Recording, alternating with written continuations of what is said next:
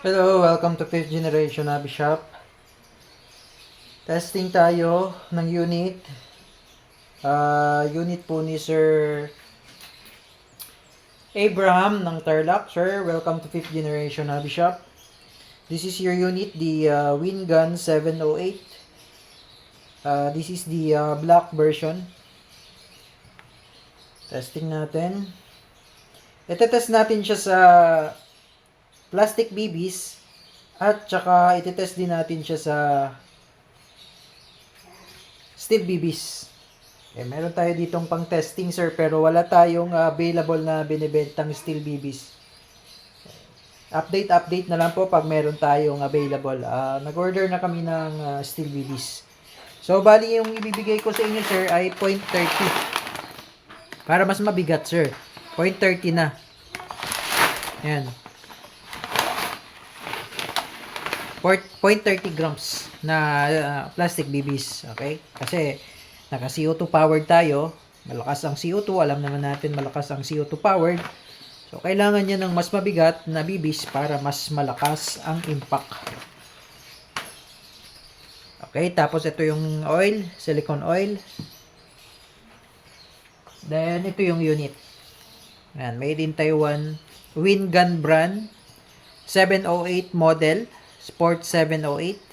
Ito po yung 2.5 version. So, ibig sabihin po, yung haba ng barrel niya is 2.5 inches. Meron din tayong 704.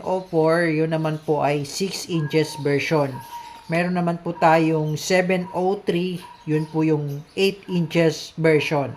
Pero wala tayong stock ng 703. Kaya meron lang tayo ay 704, 708. Okay? So na natin.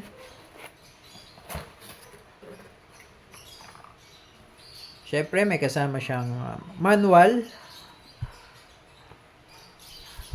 And then, extra na 0.20 grams na BBs. Hindi ko na to isasama, sir. Bali, ito na ang ipapalit natin.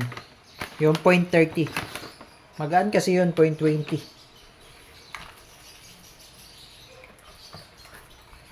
At meron na rin siyang kasama speed loader para sa shell speed loader.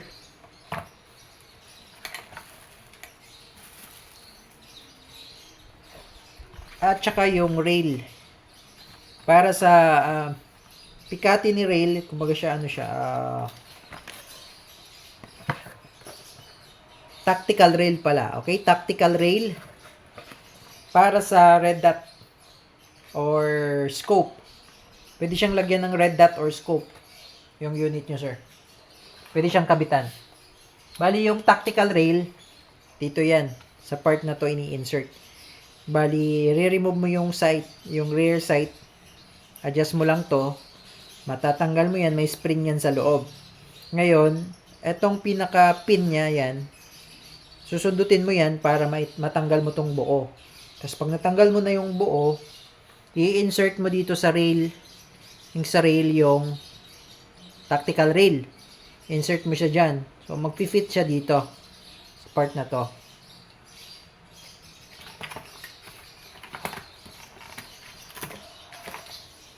Ayan. Kasi meron siyang parang, dyan railing yan, Tapos, mag-fit siya dyan. Parang ganyan. Mag-fit siya dyan. Ngayon, yung red dot, kasya na siya dito. Red dot or meron kang mini scope. Scope na maliit. Pangit naman kasi pag scope na mahaba, mas mahaba pa sa unit natin. Mababagay talaga dito, red dot. Red dot ang bagay. So, ganyan siya. Tapos, patong mo dito yung red dot. So, yan yung revolver na unit of Sir Abraham. So, kung gusto mong lagyan ng red dot, meron tayong available, sir. Actually, madali lang siyang ilagay. Meron siyang alin. Yung alin na yan, dun yan sa sa ilalim nito, may screw kasi to, alin. I think.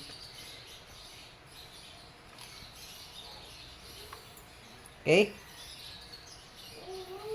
So, ayan po ang unit ni Sir Abraham. Ayan yung serial number. Tapos, ito naman yung safe. Tapos, pag open mo yung tawag nito, yung cylinder or yung rotary, bali, push mo lang forward. Yan. Push mo forward. Then, tulak mo. Yan. Tapos, ito yung release naman ng ejector. Yan. Yung shell. Yan. Pag gusto mo siyang i-release, yan. Yan, release mo lang siya. Okay, 6 shots. Yan po yung shell niya nakasama. 6 po siya. So, 6 siya na putok. Mostly sa mga revolvers. 6 shots, may 7, may 8. Yun lang naman most likely sa revolver. Okay? Now, ito pong revolver na to, sir, ay single and double action. Okay, single and double action revolver. So, pag sinabi nating single action, diba, pag may mga single action revolver, kailangan mong ibaba yung hammer. Pag single action. Pag mga double action revolver naman, kahit hindi mo na ibababa yung hammer, direkta ka na sa trigger. Yung mga single action, kumbaga hindi siya gumagana kung direkta sa trigger. Yung mga single action, kailangan ibaba mo pa yung hammer. So, but this one is single and double action revolver. Okay? And then, dito yun ilalagay yung BBs. So, ngayon, gagamit muna tayo ng BBs kasi itetest natin yung actual chrono using the 0.20 grams. Okay, 0.20 grams kasi ang standard na pangsukat. Pero take note po, pag gumagamit kayo ng mas mabigat, bumababa din yung EPS. Okay, kung sabihin natin gagamit tayo ng steel BBs, mas mabigat yun, mas mababa din yung EPS. Okay? So, mamaya titingnan natin kung ilang EPS, gagamitan natin siya ng steel BBs. Susukatin natin itong 0.20, tetest natin sa chronograph kung ilang EPS, tapos babalahan din natin siya ng steel BBs. Meron ako ditong steel BBs pero pang testing lang, sir. Hindi ko po siya binibenta. Pang testing ko lang po.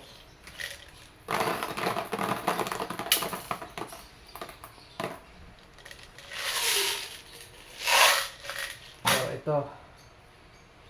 Meron tayong steel BBs dito na 6mm din siya. Ayan.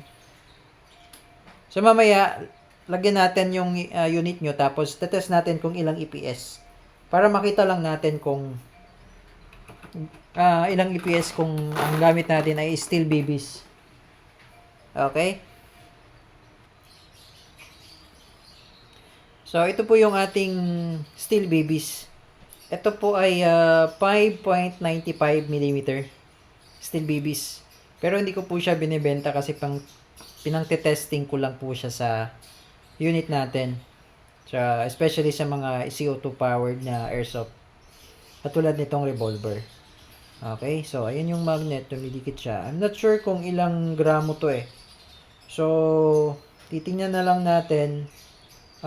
Checkin ko kung ilang gramo tong steel BBs. Pero parang 0.43 grams ang ating steel BBs. So, ganun siya kabigat. So, mamaya titest natin sa chronograph kung ilang EPS. Okay? So, sa ngayon po, maglalagay tayo ng CO2. So, bali pala, ito pala, no, yung safe. So, pag gusto mo siyang i-lock or safety, push mo lang. And may S. Yung S na yan, yun yung safe. Safe. Okay, tapos, pag i-open mo yung rotary or yung cylinder, push mo lang pabalik. Yan.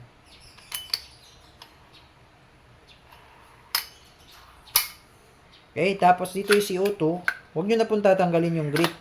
Pag maglalagay kayong CO2, ganito lang. Ayan. Tapos, lagyan natin ng oil. So, every time na maglalagay kayo ng CO2, sir, patakan nyo itong part na to. Ayan. Yung part na yan, yung papatakan nyo, sir. Konti lang. Bago nyo ilagay yung CO2.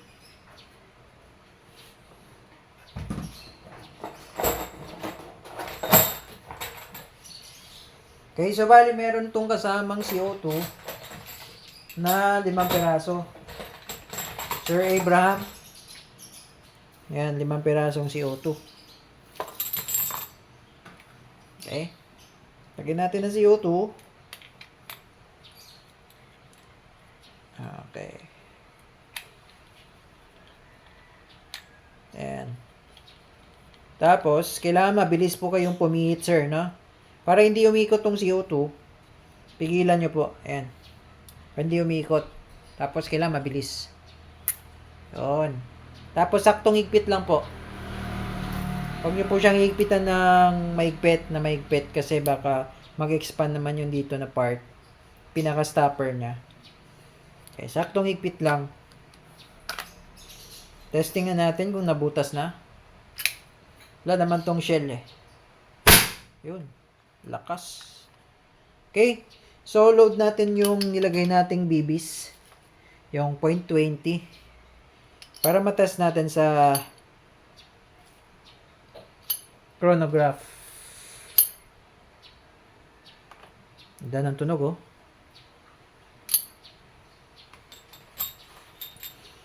Metal na metal.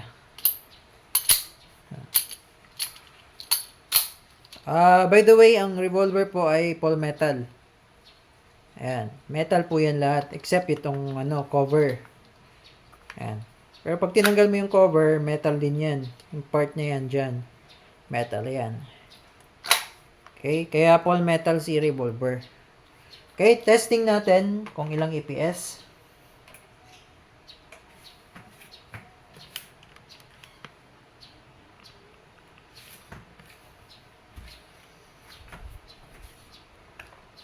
Okay, so sa single action muna tayo.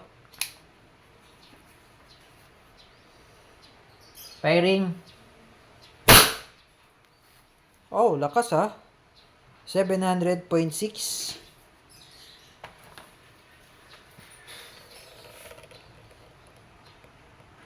$700.6. So, isa pa. Single action. Firing. Yun. 441.4. So, baka kanina, yung nabasa niya, yung gas. Kasi may excess eh. May lumabas na gas dito sa barrel. 441. Sa double action naman tayo. Medyo mabigat lang ang kalabit sa double action. Firing. 423.4. Ayan. Nakatatlo na tayo, no? Ubusin lang natin to. Para mag-load tayo ng steel mamaya. Okay, firing. 445.0. 445.0. Ayan. Tapos, kaapat na tayo, no? Okay, ear 492.0. Ayan. Mag-error tayo dun sa panglima. 492. Okay, so nagre-range siya ng about 400 plus EPS. Ngayon, maglo-load tayo ng steel BBs. Tapos, itetest natin kung ilang EPS. Sir Abraham, unfortunately, hindi natin mako-chronograph yung steel BBs kasi wala tayong actual na fact na kung gaano siya kabigat. Wala tayong timbangan ng gramo eh. So, ngayon, itetest na lang natin siya doon sa bote. I'm sure naman mababasag niya talaga to pagka yung steel BBs ang gagamitin natin. Kung gusto mo sir mag-order ng ganitong steel BBs, chat nyo po ako sa page para isi-send ko po yung link ng pag-orderan nyo ng steel BBs. Kasi meron po kasing mga steel BBs na online na pag dumating ay iba yung size, iba yung sukat. Pagka mas malaki yung size, masisira yung barrel nyo. Kasi babara yun. No, kailangan saktong sukat po ang steel BBs na gagamitin nyo. So mga nagsasabi naman na masisira daw yung barrel pagka steel BBs. Though ito kasing airsoft natin, this one is an airsoft. So hindi talaga siya naka-design para sa steel BBs. Pero kung hindi nyo naman siya, kumbaga bihira nyo lang naman gamitin ang steel BBs sa unit natin, hindi naman masisira yon. Pero kung palagi na lang talagang steel BBs ang gagamitin nyo, syempre, dahil iba ang iba ang barrel, hindi siya naka-smooth bore eh. Parang brass lang ito eh, yung barrel niya eh. So malalambot lang yan, sir. Brass barrel yan. Malambot lang yung pinaka-barrel niya. Hindi katulad dun sa mga air gun units. Yun talaga naka-design for steel BBs talaga yon. Yun talaga yung bala niya. From the manufacturer, yun talaga yung bala niya. Pero ang airsoft kasi is designed for plastic BBs. At dahil nga kasi CO2 siya, malakas siya, kaya niya yung steel BBs. Baga kaya niyang itulak yung steel BBs kahit mabigat. Pero talagang hindi siya naka-design for steel BBs. So, para lang matest natin na talagang malakas yung unit, tetestingin lang natin ng mga ilang putok sa steel BBs. Okay? So, ngayon, maglo-load tayo. Tilang natin siya makokrono kasi di natin alam yung timbang ng steel BBs na to. Wala tayong pang sukat. Okay? Pero, pag mas mabigat, syempre, mas mababa yung EPS. Kasi mas mabigat na eh. Ayan. So, katulad niyan, sukat na sukat lang siya dyan. Kasi meron kasing iba na steel BBs na mas malaki. Mas malaki siya. So, pagka ginamit nyo, babara siya dito. Hindi siya lalabas. Dito lang siya. So, pwedeng masira yung barrel. So, lagyan ko lang sir ng 6. Pero hindi ko po yan siya uubusin.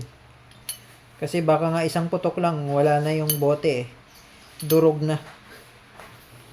Last time nag-test ako nito, isang putok lang, durog na yung bote.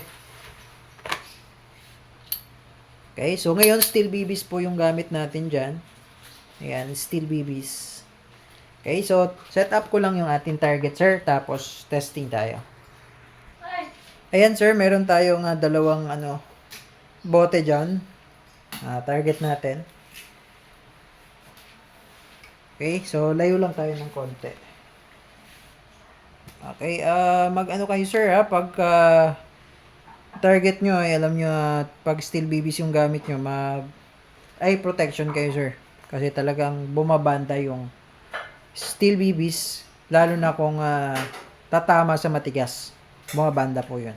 Okay, so ito po yung inyong unit, the 708 revolver, 2.5 inches yung barrel. Loaded siya ng steel BBs. Ayan, ngayon testingin natin. Single shot. Okay. Unahin natin yung sa left side. Okay, firing. Ayun. Hindi siya nabasag. Yan natin. Nausog lang eh. Yan natin kung ano yung nangyari sa bote. Nabutas. Ayan o. Nabutas siya. Butas na eh. Kaya. Ano, butas. Pero, di siya tumagos. Butas lang siya. Nasa loob. Ata yung bala. Okay. Layo lang tayo ulit. Durugin natin.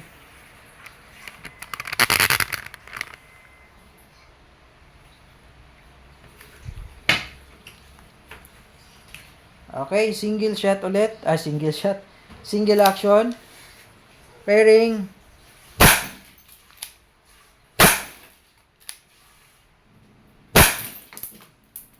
Yon. Tapos, sa double action, tiring. Yon, wasak agad. Double action yun.